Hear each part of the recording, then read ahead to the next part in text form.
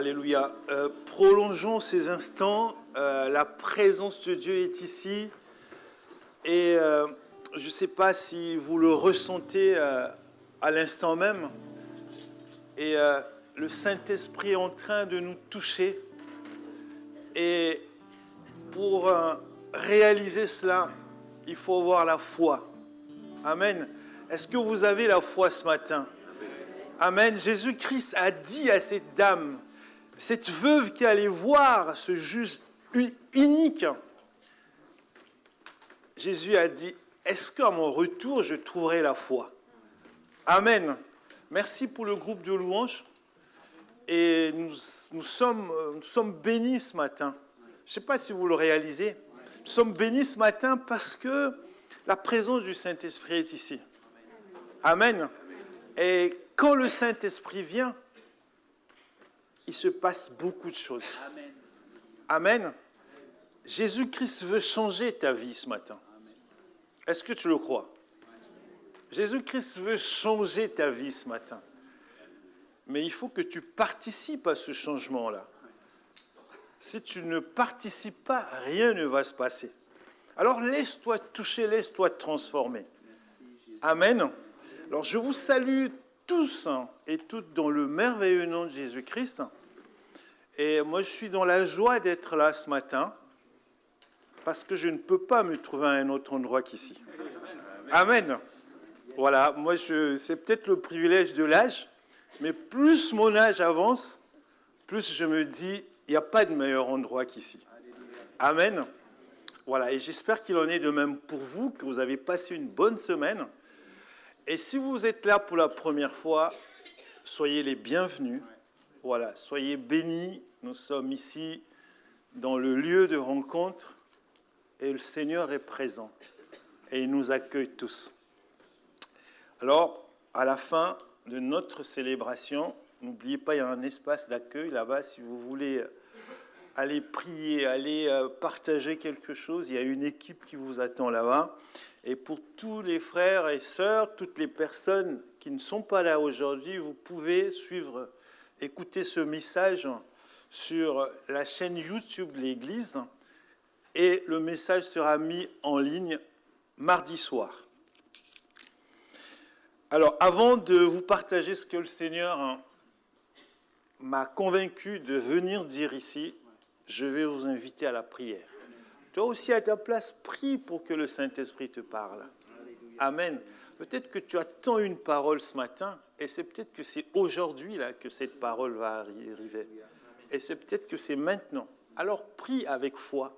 Et si tu pries avec foi, si tu crois, alors le Seigneur va faire. Le Saint-Esprit va te parler ce matin. Ouvre ton cœur. Prions l'Éternel. Seigneur, merci pour ta grâce et ta bonté. Que ton Esprit Saint nous remplisse, nous renouvelle encore ce matin. Nous nous apprêtons à écouter ta parole, Seigneur. Viens nous parler, dispose nos cœurs. Que ta puissance se manifeste ce matin. Au nom de Jésus, Amen. Amen. Alors ce matin, je vais vous parler de l'utilisation du pouvoir que Jésus nous a donné en tant que disciples. Amen. Vous savez, nous sommes des disciples. En tant que disciples, Jésus nous a donné le pouvoir. Je vais vous dire en quoi il consiste. On va lire dans Luc chapitre 10, les versets 19 à 20. Alors, dans ce chapitre, il est question du choix des 70 disciples. Donc Jésus avait déjà choisi 12 et il a ajouté 70 autres disciples. Donc il leur a donné des instructions parce qu'un disciple, vous savez, on appelle un disciple pour le former et l'envoyer. Voilà. Et donc il leur a donné des instructions. Et donc le passage qu'on va lire, c'est le retour. Lorsqu'ils reviennent, qu'est-ce qu'ils vont dire? Un peu plus haut, on ne va pas le lire, mais un peu plus haut, ils s'étonnaient de ce que même les démons leur étaient soumis. C'est ce qu'ils disaient. Ils ont dit, même les démons nous sont soumis. Ça veut dire qu'avant cela, ils ne croyaient pas. Ils étaient peut-être intimidés en pensant aux démons. Ils se disaient, oh là là, qu'est-ce qui va arriver? Comment ça va se passer? Et à leur retour, ils disent, Tu sais, Jésus-Christ, même les démons nous sont soumis. N'est-ce pas merveilleux, mes frères et sœurs? Est-ce que quelqu'un peut dire ce matin, peut croire que même les démons lui seront soumis parce qu'il a le pouvoir de Jésus-Christ, parce qu'il a l'autorité de Jésus-Christ? Lisons au nom du Seigneur. Écoutez bien ceci. Il est vrai que je vous ai donné le pouvoir de marcher sur les serpents et les scorpions et d'écraser toutes les forces de l'ennemi, sans que rien ne puisse vous faire du mal. Dans d'autres versions, on dit sans que rien ne puisse vous nuire. Verset 20. Toutefois, donc une nuance, ce qui doit vous réjouir, ce n'est pas de voir que les esprits mauvais vous sont soumis, mais de savoir que vos noms sont inscrits dans le ciel. Amen. Voilà. Donc il y a deux choses. Jésus donne le pouvoir et il met en garde. Alors, il est question du choix des disciples. Il est aussi question, attention, de faire attention parce qu'il y a un piège. Le fait de détenir le pouvoir et de dominer sur les démons, ça peut nuire à notre salut. Je vais expliquer après.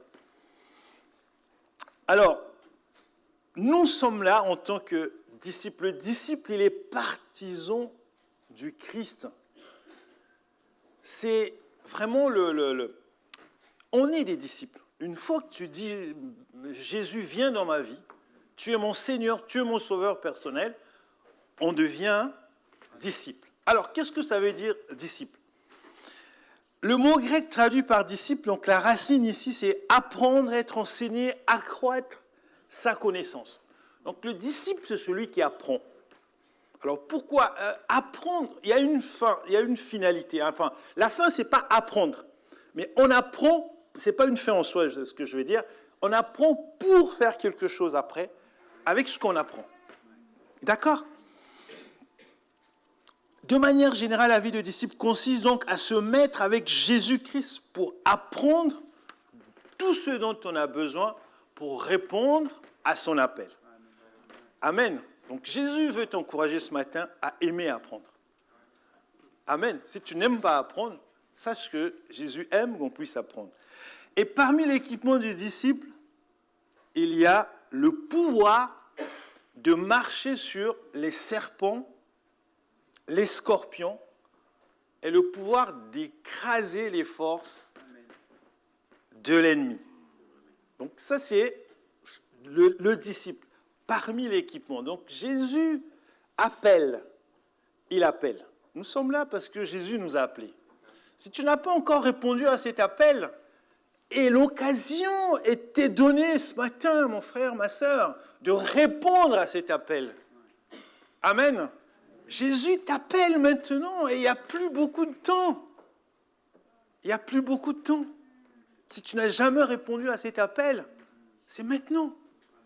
C'est maintenant. Jésus t'appelle. Alors, l'autre expression, c'est le serpent. Vous savez, le serpent, c'est quoi? C'est la ruse. Le serpent, c'est la ruse. Alors, il est aussi présenté comme étant source de sagesse, mais bon, ça, on va le mettre un peu de côté, d'accord?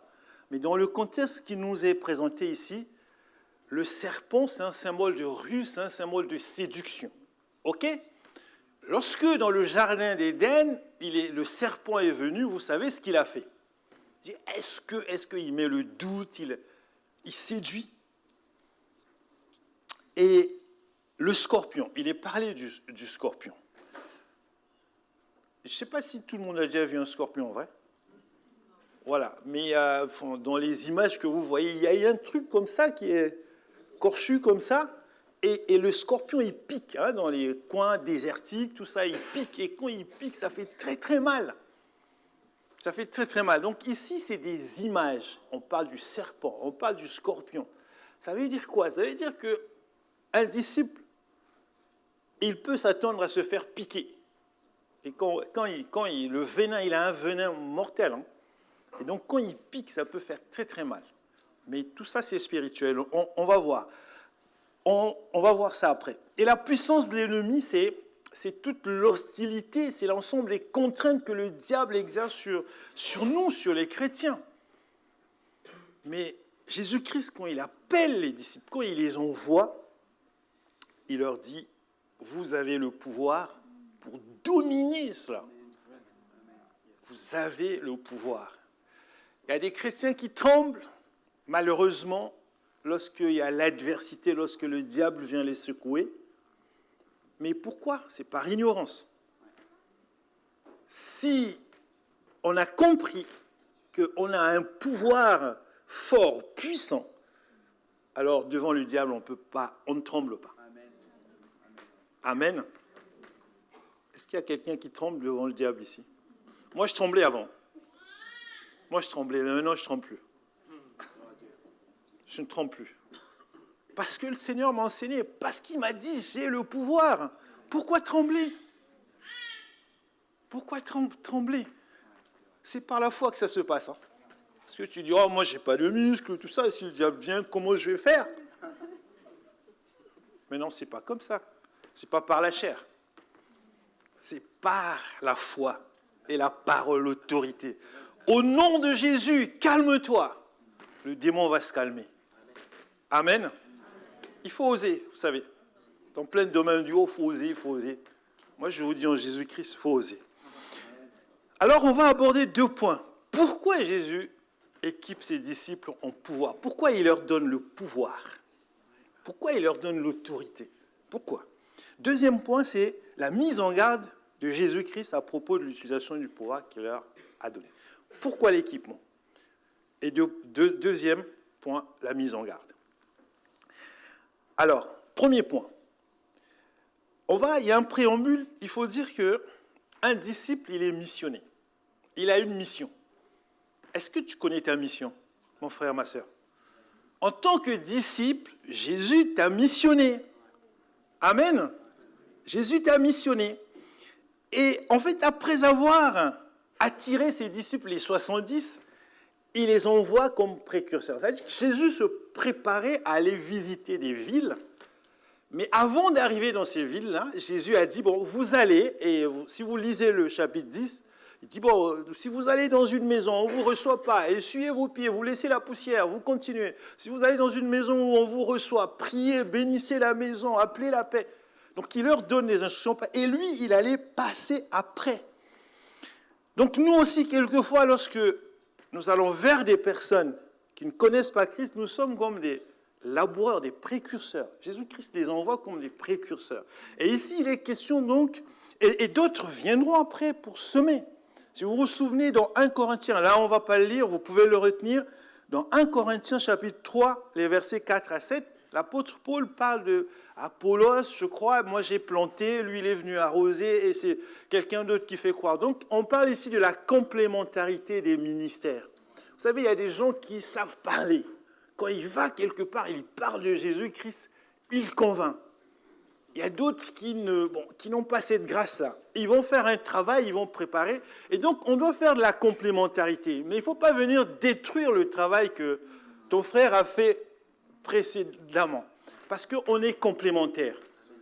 Tu viens, tu prépares le cœur, et puis un autre vient, il envoie, hein, il y a certains qui viennent, ils disent, ah, Jésus t'aime, tout ça. Il y a un autre qui vient, il envoie du lourd, et ça vient solidifier ce qui a été fait. D'accord? Alors, ensuite, pourquoi Jésus équipe? Mais parce que il y a le terrain où il les envoie, c'est un terrain hostile. Il y a un terrain hostile. L'hostilité a un nom, c'est le serpent, c'est le scorpion, c'est les forces de l'ennemi. C'est ça. Comme j'ai dit, le serpent, c'est la ruse, c'est la séduction. Est-ce que tu es un disciple qui peut se laisser séduire? Tu peux aller sur un terrain. Tu vas voir, tu as une sœur, tu vas voir un frère qui est bien, au lieu d'évangéliser, tu te dis, ah, mais ce frère-là, voilà. Et donc, c'est la séduction. Si tu n'es pas doté de ce pouvoir-là, de dominer sur le serpent, de dominer sur la séduction, tu vas perdre ta mission. Tu vas perdre ta route. La domination, c'est quoi? C'est l'argent. C'est le serpent ici. Hein, l'argent peut te détourner de ta route, de ta mission de disciple. Les plaisirs charnels peuvent te détourner de ta mission. Est-ce que le terrain sur lequel tu t'engages, c'est un terrain où il y a des scorpions? Parce que tu peux aller quelque part et on va te piquer là-bas. Et quand on pique, ça fait mal. Mais si tu n'as pas ce pouvoir, cette autorité, parce que si tu sais qu'on va te piquer, on va te piquer, mais tu sais que Dieu est avec toi. Tu sais que Jésus-Christ est avec toi. Donc même si on te pique, sur le coup, ça va faire mal. Tu vas te refroidir peut-être un jour ou deux, mais après, tu vas repartir avec une nouvelle force. Parce que tu es prévenu, parce que tu le sais. Mais ces choses vont arriver. La piqûre, ça peut être des paroles blessantes. Tu es quelque part, on te bombarde de paroles blessantes, ça peut te décourager. Ça fait mal. Mais vous savez, c'est pour te donner je dis un mot, la carapace, pour tanner le cuir, hein, c'est ce qu'on dit, non? Pour être, la prochaine fois, quand tu as connu plus dur, la prochaine fois quand quelqu'un vient, si tu sais déjà, tu dis, oui, ça, je suis déjà passé par là, c'est bon. Voilà, ça n'a aucun effet. Donc, face à une telle réalité, c'est pour cela que Jésus-Christ a équipé ses disciples. On a besoin d'être équipés, mes frères, mes sœurs. Amen.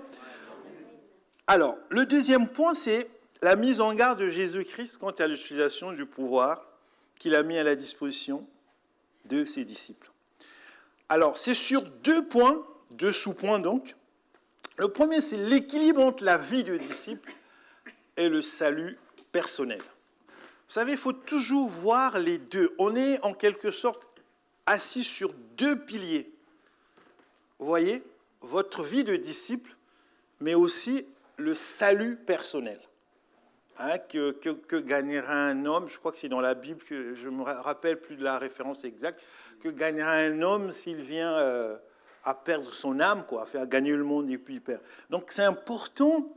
Et les disciples se réjouissent des exploits qu'ils viennent d'accomplir et Jésus-Christ calme leurs ardeurs. Eux, ils viennent, les disciples, ils étaient tout contents. Nous aussi, hein, ça nous arrive. Hein. Tu allais prier pour quelqu'un, des fois la personne se met à rouler par terre, les démons se manifestent, les démons fuient.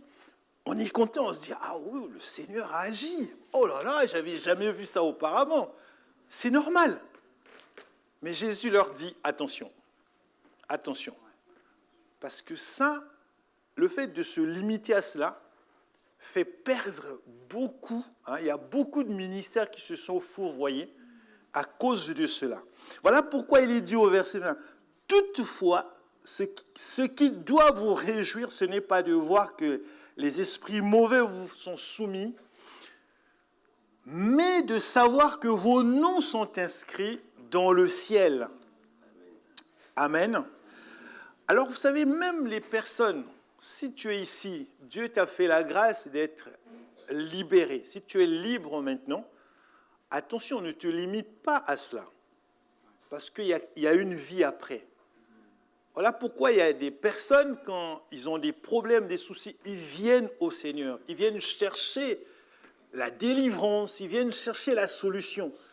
Et une fois que la solution est trouvée, et ces personnes-là vont se retourner, ils vont vous dire, oh, merci beaucoup, je suis venu, j'ai eu ce que je voulais, et puis ils vont partir. Amen. Mais ce n'est pas ce que Dieu veut. Au contraire, quand tu as vu la main de Dieu, tu deviens un instrument pour encourager d'autres personnes, pour témoigner. Et le témoignage, qui mieux que le témoignage peut parler à quelqu'un? Parfois, on peut envoyer des tonnes d'enseignements, ça ne fera rien. Mais quand quelqu'un vient dire « j'avais tel souci, j'ai prié, et voici le résultat », alors ça va fortifier votre foi. Ça va encourager notre foi. Jésus-Christ livre ici une vérité du disciple. Moi, j'appelle ça vérité du disciple. C'est que tout ce que nous faisons doit avoir pour objectif de nous ouvrir la voie du ciel. Voilà. Si on rate le ciel malgré les miracles qu'on fait, alors il y a quelque chose qui ne va pas. C'est vrai, les gens aiment voir ça, il y a un côté spectaculaire. Hein. Vous voyez, je ne sais pas si vous voyez, hein, peut-être il n'y a que moi. Sur YouTube, il y a beaucoup, hein, il y a le spectaculaire. Hein, il y a tel prophète qui ressuscite les morts, les gens viennent avec des béquilles sur fauteuil roulant, ils se relèvent, tout ça, parce qu'on a prié. C'est très, très bien. Les gens aiment voir ça. Hein, on aime voir ça. Et il faut reconnaître que si quelqu'un est sur fauteuil roulant, il vient dans une campagne, on lui impose les mains, on prie pour lui, la personne abandonne le fauteuil roulant, c'est un soulagement. C'est une bonne chose. Mais le problème, c'est que pour celui, le serviteur de Dieu ou la servante de Dieu, qui prie, parce que ce n'est pas lui ou ce n'est pas elle, c'est Dieu en fait. L'auteur principal, c'est Dieu. Or, cela peut flatter l'ego. Nous sommes des humains, ne nous mentons pas. Si tu vas quelque part, tu commences à prier pour les gens sont guéris, les gens marchent, tout ça. Si tu ne fais pas attention, tu vas dire « Oh, finalement, moi, quand je prie, voilà ce qui se passe. » Mais lui, de l'autre côté, quand il prie, il ne se passe rien. On est des humains, il faut reconnaître cela. Et ça peut flatter notre ego. Or, être orgueilleux, c'est ouvrir la porte à Satan. Voilà. On va lire ce passage, 1 Corinthiens chapitre 6, versets 9 à 11. C'est juste des rappels. Ne savez-vous pas que les injustes n'hériteront point le royaume de Dieu ? Ne vous y trompez pas, ni les impudiques, ni les idolâtres, ni les adultères, ni les efféminés, ni les infâmes. Alors, il y a une liste, hein, c'est un catalogue. Hein. Donc, je saute verset 10 jusqu'à « Ni les ravisseurs n'hériteront le royaume de Dieu. » Et c'est là ce que vous étiez, quelques-uns de vous, et c'est là ce que vous étiez quelques-uns de vous. Mais vous avez été lavés, mais vous avez été sanctifiés, mais vous avez été justifiés au nom du Seigneur Jésus-Christ et par l'Esprit de notre Dieu. Amen. Ça, c'est la volonté de Dieu. C'est ce que nous devons être. Alors, le sous-point 2 dans ce 2, c'est le déséquilibre dans notre façon de servir. Alors, notre façon de servir peut créer un déséquilibre. Vous savez, un service avec beaucoup d'exposition peut être source de problèmes. Exemple des prédicateurs. La Bible déclare que celui qui prêche la parole de Dieu sera jugé plus durement que celui qui entend la parole qui est prêchée. Alors, si Dieu t'appelle à prêcher, c'est très bien. Mais sache qu'au jour du jugement, tu seras jugé plus durement. Oui, Dieu sera plus sévère avec toi. Mon frère Landry qui prêche. Hein. Moi aussi, hein, bien sûr. On est tous. Amen. Dieu sera plus sévère avec nous. Donc ne croyez pas aux gens qui disent « Oh, faites ce que je vous dis de faire, mais ne faites pas ce que je fais. » C'est faux. Enfin, ne faites pas ce que je... Enfin, je ne sais plus. En gros, c'est... Je vous prêche la parole de Dieu, obéissez la parole de Dieu, mais ne suivez pas ce que je fais. Voilà. Mais c'est faux. Non, un prédicateur doit vivre ce qu'il prêche. Voilà. Donc là, c'est Jacques, chapitre 3, verset 1, qui dit « Mes frères, ne soyez pas nombreux à enseigner. Vous le savez, nous qui enseignons, nous serons jugés plus sévèrement. » Alors, ce n'est pas un découragement. Je ne décourage pas les frères et les sœurs qui ont un appel de prédicateur. C'est simplement la responsabilité qui est attachée à ce ministère-là. Pareil pour la louange. C'est un service où on est exposé. Parce que vous savez, ça c'est humain, vous savez. C'est humain. Quand tu fais un service où tu es caché, on ne te voit pas, bon... Voilà, il y a des frères qui aiment ça, ils sont cachés, on ne les voit pas, parce que c'est le service qui veut ça. Mais des fois, ici, on vous voit, tout le monde vous voit, et ça peut crier, voilà, ça peut aussi, moi, quand je chante, tout le monde, les gens ont des frissons, vous voyez, non? C'est l'exposition, Et Et donc, ça peut être source de problèmes. Ça peut créer un déséquilibre. Ça peut créer un déséquilibre. Et le diable aime appuyer sur ces trucs-là. Et voilà pourquoi ce sont des services ou des ministères où il faut avoir une vie de prière. Il ne faut pas jouer. Il ne faut pas jouer avec ça. Parce que Satan, il t'attend au tournant. Il faut prier, il faut avoir une vie de prière. Il faut avoir une vie de prière, sinon les conséquences peuvent être catastrophiques. Alors, Jésus-Christ, qu'est-ce qu'il faisait? Il envoyait les disciples, mais si vous lisez la Bible, vous voyez que de temps en temps, il se retirait avec eux. Il commençait à enseigner les disciples en dehors de la foule. Et quand vous suivez les dialogues, des fois, quand Jésus pose une question, les réponses des disciples, c'était des fois, il y a certains qui n'y comprenaient rien. Et d'où l'intérêt, l'importance, voilà, d'être enseigné, d'écouter les autres, d'avoir des temps personnels où on se retire pour dialoguer avec Dieu. Parce que c'est vrai que Dieu nous envoie pour apporter l'évangile, pour prêcher, mais on doit aussi prendre des moments où on doit se retirer, comme Jésus faisait, lui déjà tout seul il le faisait, mais avec ses disciples aussi, il se retirait. Hein, vous lisez dans la Bible, ils prennent la barque, ils vont à l'abri, et ils commencent, « Ah, mais vous, qui dites-vous que je suis? Qu'est-ce que les gens disent ?»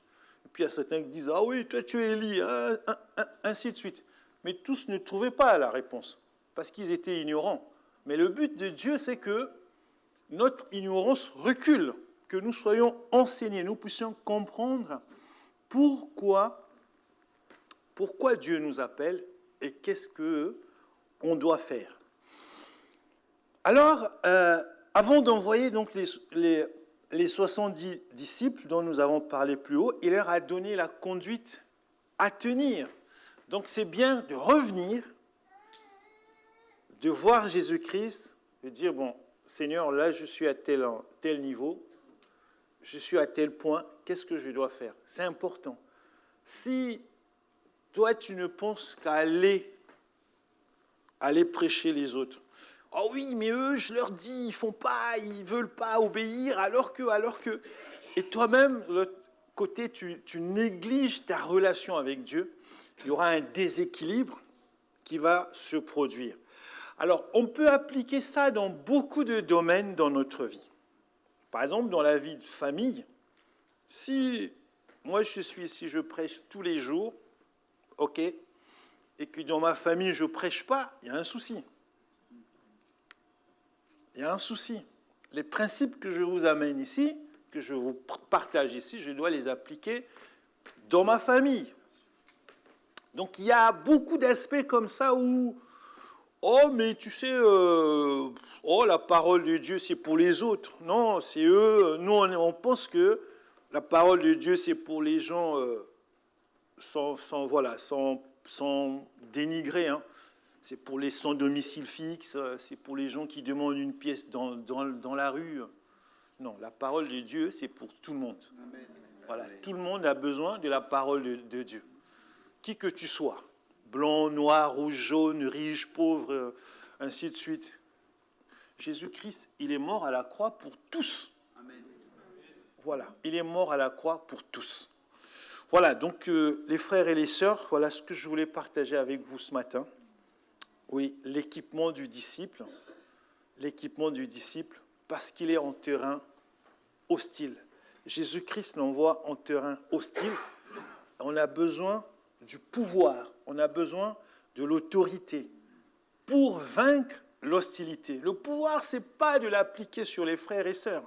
Notre autorité, c'est pas, tu ne viendras pas prendre l'autorité sur ton frère et ta sœur et dire « Ah, toi, au nom de Jésus !» Non, c'est sur l'ennemi, sur Satan, sur le scorpion, et faire attention sur est-ce que on est investi pour aller vers les autres et on néglige sa propre vie spirituelle, sa propre relation avec Dieu. Parce que ça c'est très important aussi. Très important. Alors, mes bien-aimés, en conclusion, en tant que disciples, nous sommes dotés d'un énorme pouvoir pour dominer sur les œuvres de l'ennemi. Je ne sais pas si tu en as conscience, mon frère, ma sœur, c'est que Jésus-Christ t'a doté d'un énorme pouvoir. Amen. Mais c'est spirituellement qu'on réalise cela. Voilà, demandez plus de Saint-Esprit, demandons plus de Saint-Esprit. Voilà pourquoi les moments comme ceux qu'on a vécus pendant les temps de louange sont des moments importants, une intimité avec le Saint-Esprit. Et lorsque le Saint-Esprit nous remplit, notre coupe déborde et on est conscient de cela. Alors, ce pouvoir permet de dégager la voie libre pour servir lorsqu'on a cette autorité. Lorsque l'ennemi viendra, l'adversité viendra, avec le pouvoir de Jésus-Christ, avec le pouvoir qu'on a, le pouvoir du Saint-Esprit, on va dire à la maladie, tais-toi maladie, sors de mon corps, vas-y la maladie, même si physiquement la maladie ne part pas, mais psychologiquement, spirituellement, tu prends le dessus sur la maladie. Et le service ne doit en aucun cas nous détourner de l'objectif ultime, mes bien-aimés, avoir notre nom au ciel. Parce que c'est cela aussi. On ne doit pas négliger un aspect. C'est à cela que Dieu nous appelle. Alors, pendant que la musique est en train d'être, mon frère est en train d'envoyer des notes de musique, nous allons prendre un instant de silence et revenir à nous-mêmes et nous dire, en tant que disciples, est-ce que je suis conscient de cet équipement, de ce pouvoir, de cette puissance que j'ai en tant que disciple? Si j'en suis conscient, alors je ne me laisserai plus malmener par le diable. Parce qu'il faut le dire, dans nos vies, nous sommes malmenés par le diable. Mais ce matin, le Seigneur Jésus-Christ veut te dire que tu as une autorité, que tu as une puissance, et que devant l'adversité, il faut utiliser ce pouvoir-là. Il faut que les démons te soient soumis. Ce n'est pas normal que tu sois malmené par les démons. Amen. Les démons te poussent à faire des choses que tu ne veux pas faire. Mais n'ayant pas le pouvoir, n'ayant pas conscience du pouvoir, tu n'as pas d'autre choix. Alors que si avec Jésus-Christ tu as le choix, qu'est-ce que tu fais malgré toi? Et c'est ça que Dieu, c'est ça que Jésus-Christ veut changer dans ta vie ce matin. Est-ce qu'on peut courber nos fronts, s'il vous plaît, pendant que la musique passe? Et en fait, je n'avais pas prévu de faire un appel, mais l'Esprit de Dieu est en train de me saisir fortement pour faire un appel. Et si tu es là ce matin, mon frère, ma soeur, pendant que nos fronts sont courbés, et pendant que la musique, mon frère est en train de jouer la musique, oui, tu peux lever ta main. Et peut-être que ce matin, le Seigneur a appuyé sur quelque chose sur lequel il veut travailler dans ta vie. Quelque chose qui veut changer dans ta vie. Là où tu as ta place, s'il vous plaît, gardons nos fronts baissés. Tu peux lever ta main. Et le Seigneur te voit. On va prier, mais sachez qu'après la prière, vous pouvez prolonger ce moment là-bas à l'espace d'accueil, peut-être exprimer plus précisément votre besoin. si le Seigneur vous conduit, si le Saint-Esprit vous conduit. On va prier. Seigneur Jésus, merci encore pour ta grâce et ton amour. Merci pour ta bonté. Merci pour ta fidélité. Seigneur, tu es merveilleux. Tu es fidèle, Seigneur. Tu nous invites, Seigneur, ici, pour te célébrer, pour te louer. Et Seigneur, par la célébration, par la louange, par l'adoration, tu veux que nous puissions avoir une relation étroite avec toi. Et Seigneur, si nous avons une relation étroite avec toi, tu vas nous enseigner, tu vas nous aider chaque jour, Seigneur, à recevoir cette puissance, cette autorité, à s'en servir aussi, à apprendre à se servir de cela, de cette autorité. Alors, Seigneur Jésus-Christ, si nous sommes conscients de cette autorité, tout ce qui triomphe de nous sera vaincu, sera dominé. Seigneur, je prie pour mon frère, pour ma sœur, qui rencontre des difficultés dans ce domaine. Ce matin, tu lui as parlé et il a pris l'engagement, Seigneur Jésus-Christ, de se saisir de cette autorité pour prendre position, pour dominer, pour écraser les forces de l'ennemi. Seigneur, que le Saint-Esprit aide mon frère, aide ma sœur. Merci Jésus-Christ de Nazareth. Oui, mon Dieu, mon roi, nous sommes tes disciples et tu nous envoies, Seigneur, pour accomplir la mission qui est assignée à chacun de nous. Seigneur, aide-nous chaque jour à accomplir cette mission et que nous soyons toujours, Seigneur Jésus, préoccupés par notre situation dans le ciel. Une fois qu'on ne sera plus dans ce monde, mon Dieu, mon roi, pour notre éternité. Merci Jésus pour ta grâce. Que l'honneur, la gloire soit à toi et à toi seul. En ton nom, Seigneur, j'ai prié. Amen. Voilà. Merci Seigneur. Je voudrais vous inviter à vous lever. On va louer le Seigneur, mais je voudrais partager une pensée que j'ai eue pendant que mon frère Esaïe était en train de partager la parole.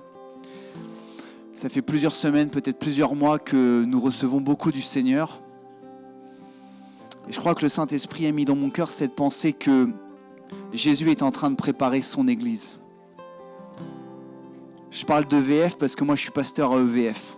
Bien sûr, il prépare son Église dans le monde entier, mais je vois ce qui se passe ici. J'entends les enseignements qui sont donnés. J'entends la responsabilité qui est donnée à chacun d'entre nous. Et je voulais obéir au Seigneur ce matin. Soyons attentifs à tout ce qui est dit, à tout ce qui se passe le dimanche. Parce que de grandes choses vont se passer. Mais la question que nous pose le Saint-Esprit ce matin, c'est: seras-tu prêt ? Seras-tu prêt à prier, à chasser les démons, à guérir les maladies ? Seras-tu prêt à baptiser les gens ? Seras-tu prêt à aller dans la rue ? Vraiment que le Seigneur scelle vraiment ses paroles dans nos cœurs et que nous soyons dignes de qui il est.